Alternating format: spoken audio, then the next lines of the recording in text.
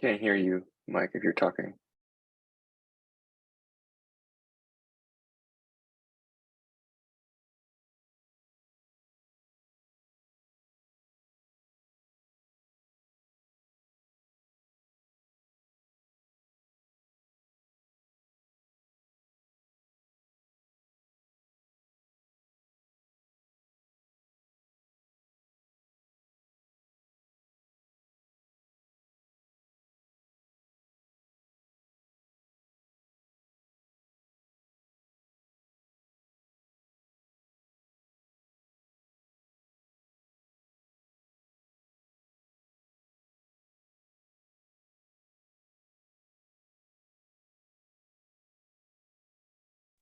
Hey, Mike, are you still talking there? Because I think you're can't hear you.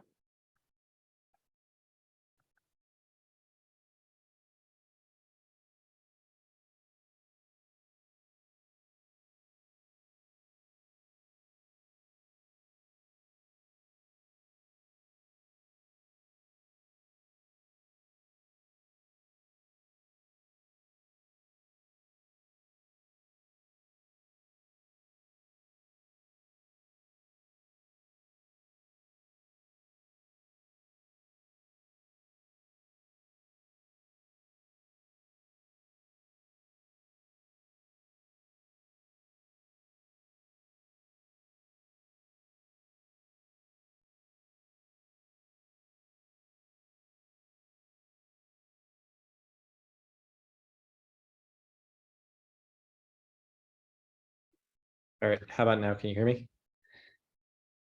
Yep, we can hear you now. Right. Sorry about that. For some reason, my MacBook sometimes does not like my headphones there. So yeah, we can get started. I added the meeting notes into the thing there. Feel free to add your attendance as well as anything anything from an agenda perspective. And for anybody who's joining now, feel free to just sort of add your stuff there.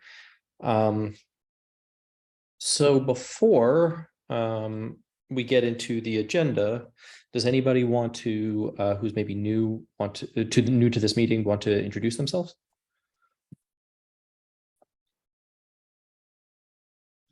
Yeah, I'll introduce myself. This is Jay White from Microsoft. Pretty new to me. I've been trying to make this meeting for a while. It just happens really early in the morning for me. Glad I'm here. I co-lead the S2C2F SIG. I'm a member of the Supply Chain Integrity Working Group, and I'm very active in the SSF specification and positioning meetings. So I felt it necessary to attend this meeting as well, because all of our stuff seems to work together or seems to blend together, and I want to make sure that that you know we are cross collaborating and cross communicating on our different initiatives.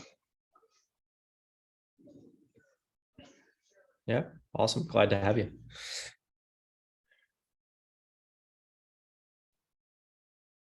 I'm Alfred Tom. I represent the SunSpec Alliance, which is a consortium in the distributed energy space, and also Lumion Foundation, which is a spin out of SunSpec, and it's a governing body for a layer 1 blockchain to secure the energy grid. And I'm just interested in getting involved because we want to, there's the National Energy Resource Council, NERC, which is one of the governing bodies for the energy grid in the United States, has a requirement in the future for managing software bill of materials for every asset that goes on the grid, exports and takes on energy. So that's where we need to get involved with you guys, OSSF, that's everywhere and whatnot, to get that implemented for the grid. Cool. Would love to hear more about your like use cases and sort of challenges in the future. Sure. Cool. I think that's everybody new. Did I miss anybody? Okie dokie. So let me start off with quickly. Let me bring this up here in a second. It was posted in the Slack by, I believe, was it developer guy? Yeah. So let me copy this. So yeah, I'm going to be 1 second here. So I gave a talk at Open Source Summit Japan last week on Fresca, mostly related to the and I posted a link here, and I'll also post a link in the meeting notes. And just wanted to sort of oh, cool. 1 second here. Let me also just add this to the meeting notes as well. All right.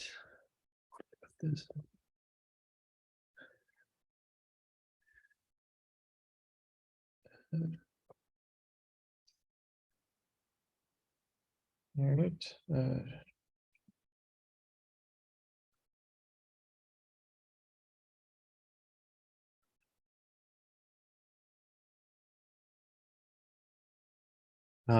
Okay, so just as a follow-up from Open Source Summit Japan, where we were talking, there was a lot of discussion about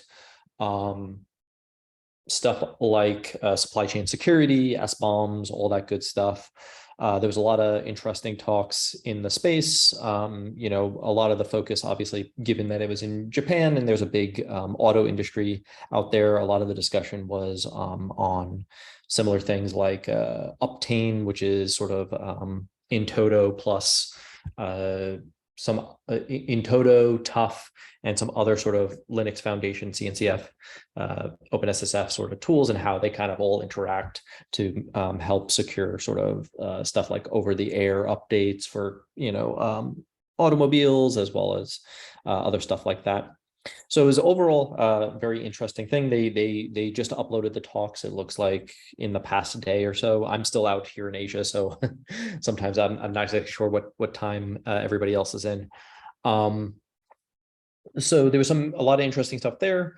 There also seemed to be some interesting feedback on Fresca. A few folks from NTT have been doing something similar to a Fresca in their own sort of world, where they've been using Q to try the Q language in order to try and abstract out pipelines. They ran into a lot of the same challenges we have, and I've been trying to kind of get in contact with some of those folks to see if we can kind of collaborate on some stuff here as well. There was also some discussion based on some of the new stuff coming out of OpenSSF, potentially this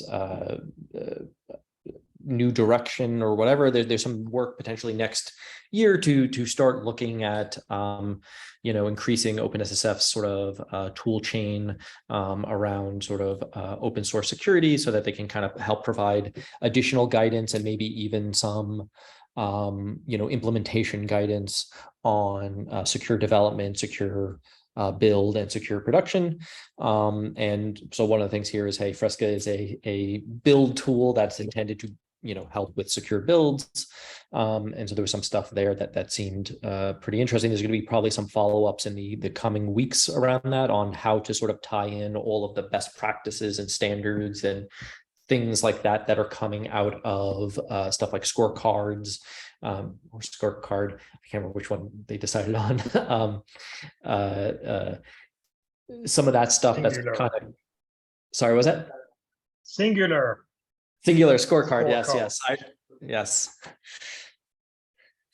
On scorecard and some of the other things there, and sort of trying to take that and then saying, hey, are there things that hit the high levels of that, and can we sort of show that off as, you know, projects for secure build and secure development and all the good stuff.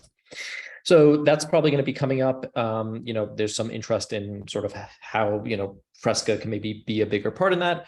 There's also some practical elements of moving at least the primary Fresca repo over to OpenSSF. One of the reasons why it wasn't originally there was because of some, you know, logistical issues because we also have a bunch of example projects, and we didn't want to upload, like, you know, 24 projects to OpenSSF, especially when some of those projects are, potentially like quote unquote evil example. They're not like malicious malware, but they're trying to show like bad practices, and is the sort of thing without additional context could be confusing to somebody who's just sees the org. And so there might be, on that end, the primary Fresca repo would go over to OpenSSF, but the other stuff would fall under something like OSSF_build security or whatever. So there's some discussion there. That'll probably in the next few weeks, we'll have some more info on that. So that leads in sort of into the next piece of what I wanted to talk about briefly, which is the Fresca pipeline sort of framework document. Give me 1 second here to pull it up. Where did I put that tab? And so it's still a work in progress, but just to, and I know a few of the other maintainers couldn't make the meeting today, so I'll try and get their feedback as well. Where did this go? Okay. So everybody should have access to this, and I'll post this also in the meeting notes, and I'll also share my screen here in a second.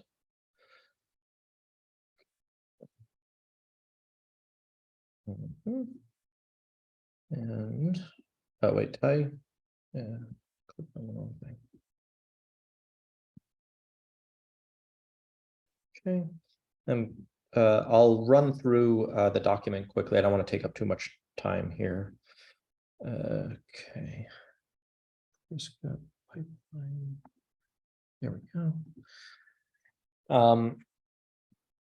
So one of the big things that I talked about in the Open Source Summit Japan talk, right, was so in previous talks, I had focused on Fresca as an architecture, Fresca as a running system, which for folks who are not super familiar is once again, it's like a combination of using Tecton plus Kyverno plus a bunch of other tools, trying to follow the Salsa framework, trying to sort of make stuff like the adoption of what's being built by Fresca super simple, so to make sort of things like the SC2F stuff easy as well. And so one of the things there, right, is a lot of the stuff from the architectural standpoint is kind of coming along. There's a few folks on our end who are working on building out, making it easy to really deploy Fresca, because right now the stuff that's in the repo is like it's a bunch of shell scripts that are called from a makefile, and it's not necessarily the easiest thing to deploy in, to deploy out. So there's a bunch of work kind of happening to make that easier to deploy out. But the second piece is how do we make the actual operation of Fresca simple? So if Fresca is, once again, it uses Tecton, it uses Kyverno, it uses Spire, it uses a bunch of these different things.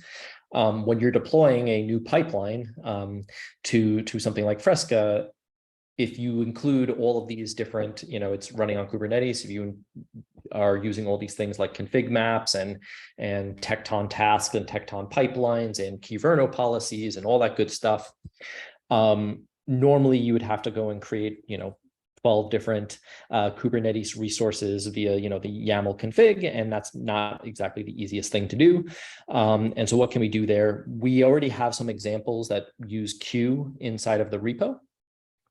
The problem is it's structured a certain way, but we want to kind of make it into a real library and probably actually pull it out into its own, make it a real sort of component of Fresca, whether it's in the same repo or not, or whatever, it's a separate thing. So yeah, let me kind of go through just at a high level some of the elements of this document. So the problem, right, is, hey, as I mentioned, it's difficult to sort of deploy all these different YAMLs, kind of keep the stuff consistent, not have to copy paste different values between them, like references and yada yada. You want to just be able to say, hey, I have some code and just generate actually out all the config as I need to. We want to, some of the requirements here, right? We want to make sure, hey, it's easy generation. We want to be able to also generate policy out of that same sort of configuration. So we don't want to have like a separate policy around, some of this. We want to make sure that the policy can be generated. We want to also essentially validate the configuration against governance and policy. So we don't want to just have runtime validation via Kyverno and similar policy systems like that. We also want to say, hey, I'm about to run a pipe, like I want to deploy a pipeline. Does this pipeline fit our governance rules, fit our policy, and that sort of thing. We want to prevent, obviously insecure pipelines. So for example, Fresca plans to make it a requirement to generate an SBOM as part of your pipeline.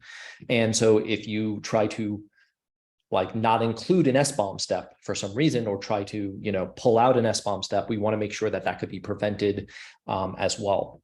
And things like that, right? And then beyond that, right, we want to make sure that it's flexible as long as we're still being secure. So we want to allow folks to say, hey, if something is not supported by the default Fresca catalog of things, which would probably ingest a bunch of stuff from the Tecton catalog, we want to make sure that we can still be flexible. So if there's some new language that comes out and we don't have something in the catalog there, right? We want to say, hey, as long as you're still following the rules of Fresca, and including an SBOM generation step and all that good stuff, you can kind of create your own pipelines and that sort of thing. We want to make sure that there's helper functionality as well, so that it makes it easy. So for example, if we want to make sure that we validate pinning of images and all that sort of stuff, great. Is there it's not really functions in Q, but is that functionality available?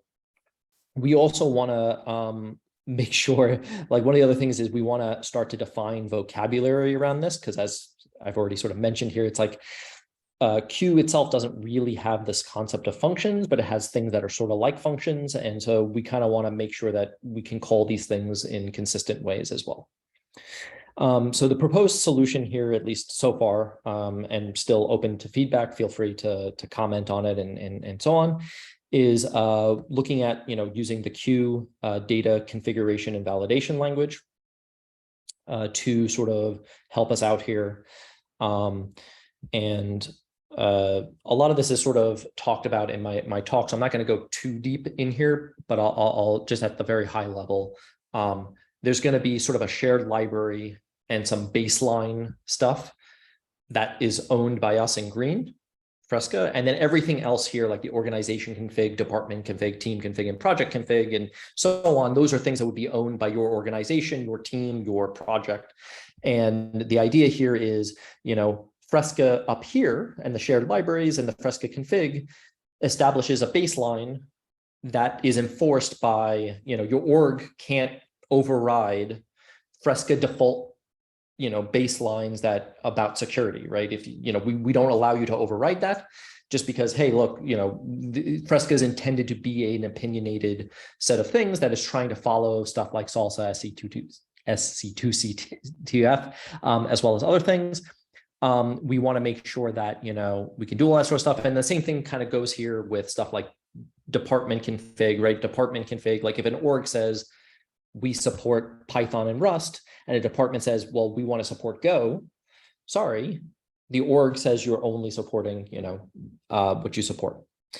And we want to make it super easy that once you get to the project config, most of this should just get generated for you. So the end user doesn't have to think about, the end user developer doesn't have to think about, oh, I need to include an SBOM step, so I need to make sure I write a bunch of SBOM config and yada, yada. It should just be, provided by default.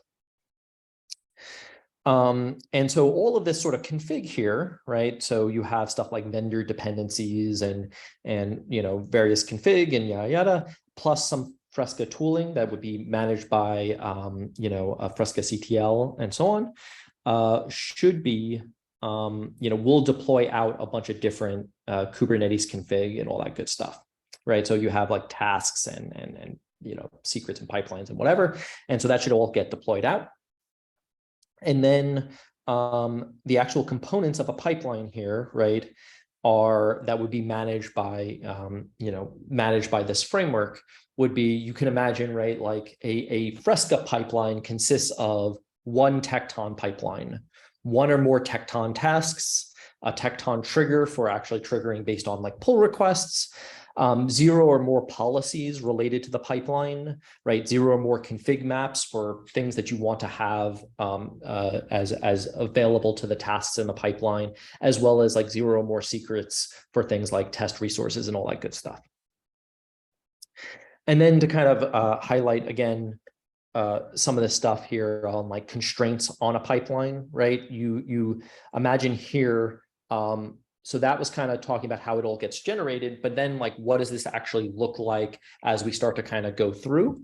Well, one of the things here is you might imagine like at the high level, and once again, this is supposed to be just sort of generic, just sort of examples, not the way that this is 100% going to be implemented, but just some ideas, right? You can imagine at the high level, Fresca, this framework defines like the pipeline name as a string, right? And then your org might say, hey, the naming scheme of our pipeline should be the name of the org dash the name of the project, right? And so then the project constraints, once you sort of have the name of the project, it automatically fills into the naming scheme and you don't have to sort of worry about any of that other stuff. And as long as, you know, and you wouldn't also allow people to sort of just override the naming scheme unless you allowed them to.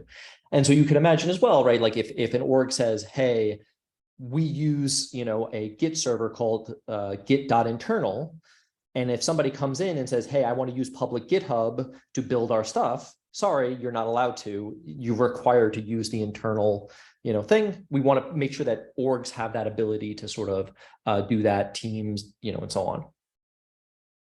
And then the other big thing here, right, is, you know, a Fresca pipeline, which is a struct as far as a queue concept is concerned, right, which would then generate all the actual stuff that is sort of outlined up here.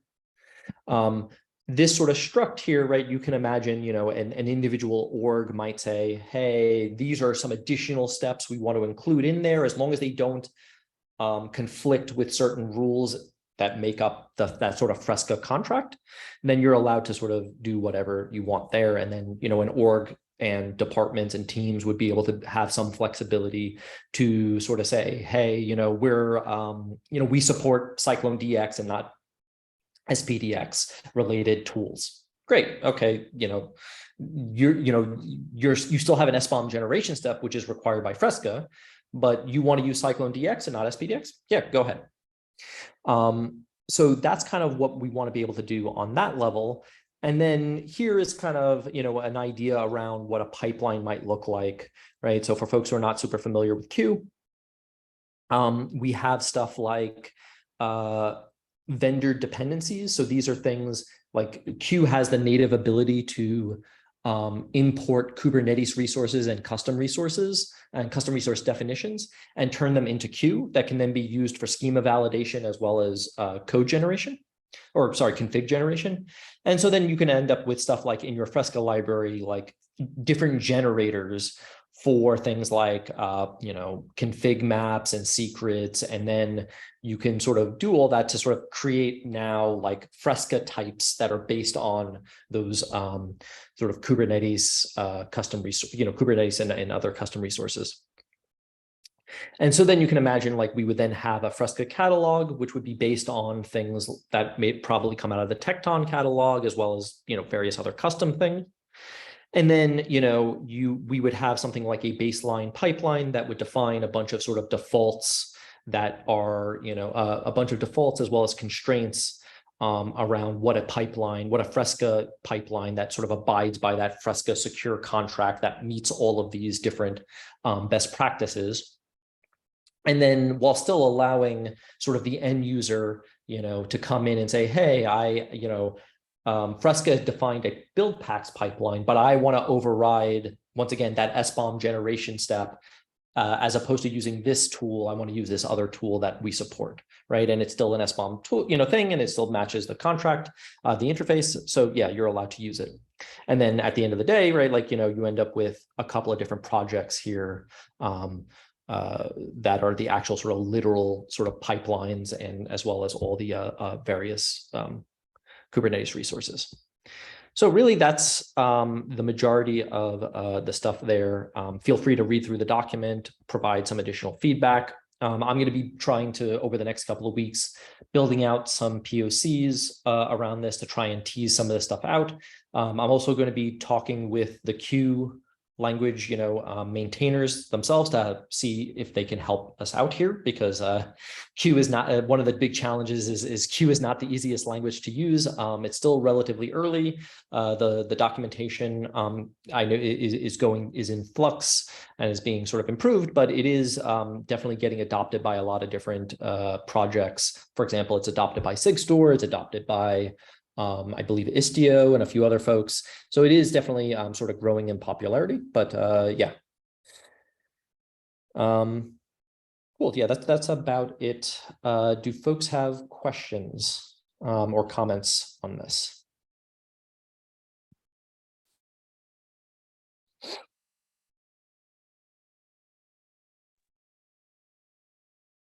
All right, if not, feel free to sort of, once again, provide feedback in the document. Gonna leave it open for a while here to get some additional feedback from folks. And yeah, if no other comments on that, we can move on to the next topic, which is, let me just, the production deployment thoughts. I don't know who put that out there.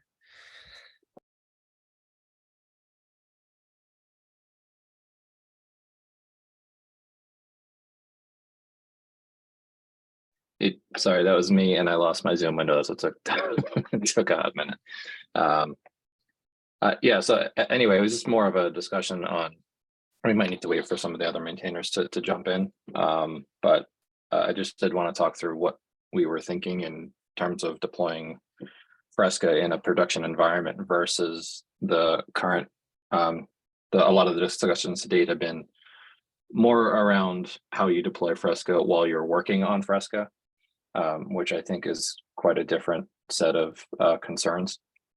And just some of the stuff that we learned and talked through and thoughts. I know a lot of it gets into your pipeline framework, and just some of the general issues I just wanted to start to bring up and just get some discussion around. I do think it's going to be tough to do without in Mitch and Brad and those folks. But just the sorts of themes that we hit, just so just to start sharing a little bit, were automation around the configuration of the pipelines is something that we're working on a little bit. We did put a good amount of work into a Helm chart. However, the way that we're deploying Fresca right now is everything in one big piece with the pipeline framework, tectons, chains, all that stuff co-located with the cert manager, Vault, and Spire. Is not really practical in a production environment. So what we did is we split it out into having basically like a cert cluster. I don't know a better word for it, and a pipeline cluster. And the pipeline cluster is very easy to Helmify and use GitOps to manage and all that stuff, because it's all super configurable and it fits right in with kind of the concerns that you were talking about on the pipeline management. But the other piece is not. Like as an example, cert manager cannot be embedded as a subchart. Like well, the doc's kind of weird. It starts off telling you that never do this, and then it explains exactly how to do it. But you shouldn't really be doing that. It's a cluster-wide configuration, so you don't really want to be managing that separately. So anyway, that was one big thing. I just wanted to kind of talk through with some of the maintainers, just if that kind of makes sense, if it would be useful if we took our Helm chart and pushed it up into open source for the pieces that are there. And then just general thoughts around that other piece, the cert cluster, again, name pending, with some of the stuff that we were hitting. Separately, just the interaction with the cluster when it's in a production namespace is not something you generally want most, I think, devs touching.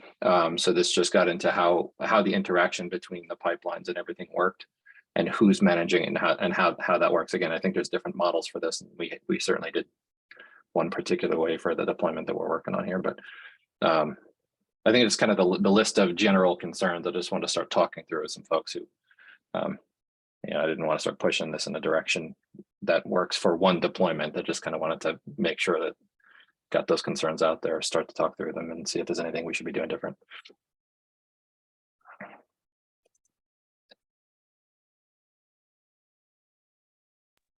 That was all I had. Yeah, I think one of the other questions, and I know Brandon's not here to speak up, but so I know that there was also some questions because there's a couple of things that we are currently doing from a dev capacity, like deploying out Vault inside the same cluster as the actual stuff, and obviously from the architectural diagrams we want to have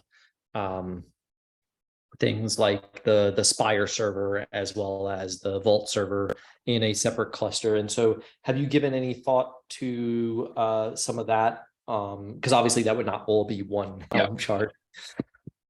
Yeah, well, that's what I'm saying is like, because I'm not entirely sure if we want to even tackle that problem as part of this, like the Fresca setup. Like we might just want to say use these things, and then the Fresca Helm chart can just have it needs a Spire agent, and it needs the config for what to point to. But if we limit what Fresca is, if you basically carve that other stuff out from what a Fresca deployment is, the problem becomes a lot simpler and much easier to manage, and that's something that you probably want separate anyway. So I think it was just scoping a Fresca in a production deployment is a little different than it currently looks, and yeah, effectively it means cleaving that stuff off into a separate externalized component.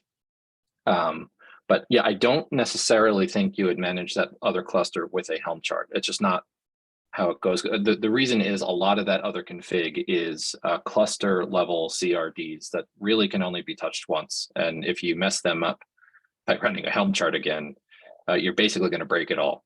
So it's just not it's not a great mechanism for Helm, that part.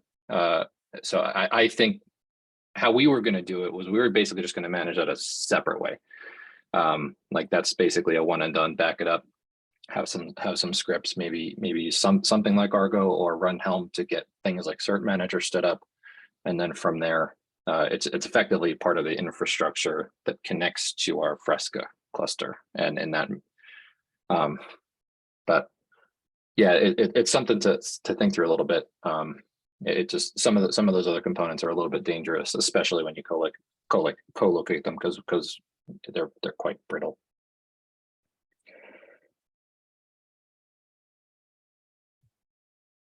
But yeah, it's probably worth taking a look at like the Cert Manager Helm chart and kind of list the warnings that are in there, and then just how it works and some of the issues and what happens if you run it twice. Like it's, things like that are kind of what drove us to split it all out. And yeah, it just kind of is in this mindset of like there's one set working on Fresca itself as a product. It makes total sense to co-locate this all together, make it scriptable, put it in Minikube or whatever you want to do. That makes total sense. But yeah, a completely separate playbook and what you're actually talking about when you're really running it for real is probably something that we can start contributing a little bit, at least documentation to, or initial thoughts, if what we're saying actually lines up with what people want to do.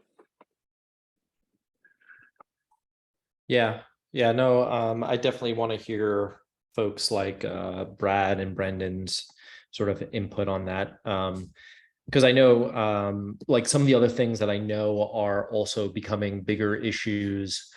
And it's something Brendan wants to bring up. He obviously has a conflict, so he couldn't make this one. But one of the things was, I believe, like with Keyverno, like upgrading Keyverno is a non-trivial thing, and a few of the other things are just very much non-trivial. Even within, like if you have a Helm chart, it's just like the way a lot of these things are set up, and then also stuff like the Cert Manager and yada yada, like upgrading it, all as one, because it's so I think on that end, it's also part of that same conversation of like, hey, not only how do we deploy this, but then how do we sort of upgrade in a reasonable way, given that right now, obviously, most of our work has been just purely dev. And when we kind of run into an issue, we just say, whatever, I'll just kill the mini cube or whatever, like the K3S, and spin up a new one. But obviously folks who are running, eventually when we want to start releasing this and people are gonna hopefully release this into production, I'm sure they're gonna have questions and concerns about like, hey, how do I upgrade a piece of this without needing to tear down the whole thing?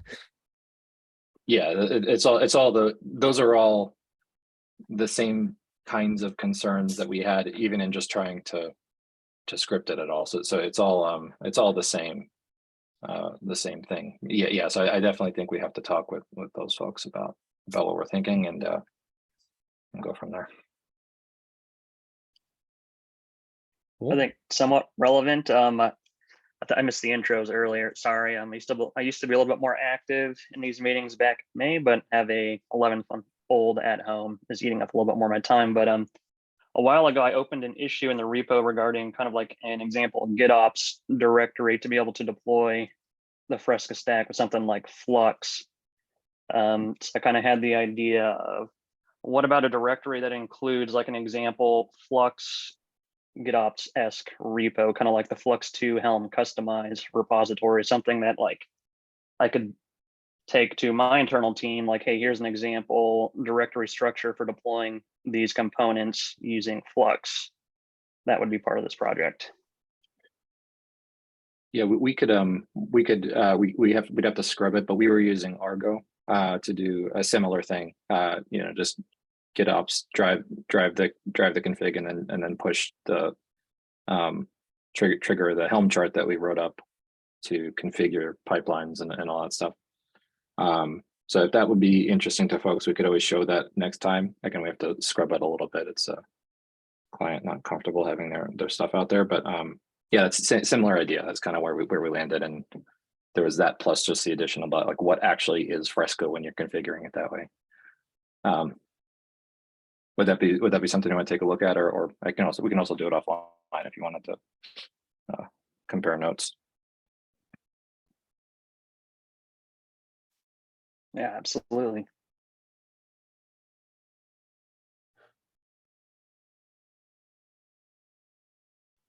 Yeah, I'm definitely interested to, like, if anybody's been attempting to deploy Fresca, which we know is not really in a sort of production ready state yet, but we're hoping in the coming months to make it more reasonable. We'd love to hear like folks like their challenges, use cases, as well as we try and sort of build this out. And also I know it's one of the big things that's been coming up a lot in recent OpenSSF meetings generally, which is just like, hey, like, with some of the tools that we're sort of doing, like what sorts of things are people actually looking for in some of these things? Some of the folks, and then this also goes this goes for stuff like secure build, which we're trying to do here with Fresca, as well as like what's actually running in the secure build. So some folks have started to talk a little bit about like, hey, here's the sorts of tasks we would want to see in, a Fresca, pipeline as well, and what we would want to see deployed in there.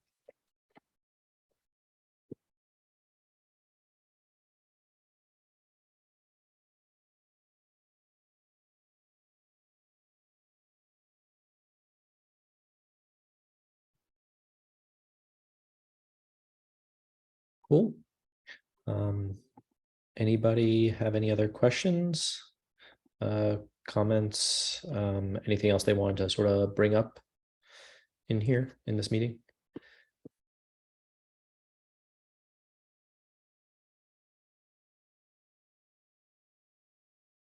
All right. If there's nothing else, we can end it about 20 minutes early, and probably see you all in a few weeks. Actually, when is our next meeting? I want to make sure that it doesn't overlap with like New Year's or something. Actually, it's probably worthwhile to cancel the next meeting, isn't it? Yeah, it's on the 28th. Yeah. So I'm sure a lot of folks are going to be off between sort of at least here in the US, between the sort of Christmas holiday and New Year's. A lot of folks just have off around then. So see you all probably in January, and I'll make a note of it in the Slack, as well as reach out to OpenSSF to show a cancellation for the next meeting.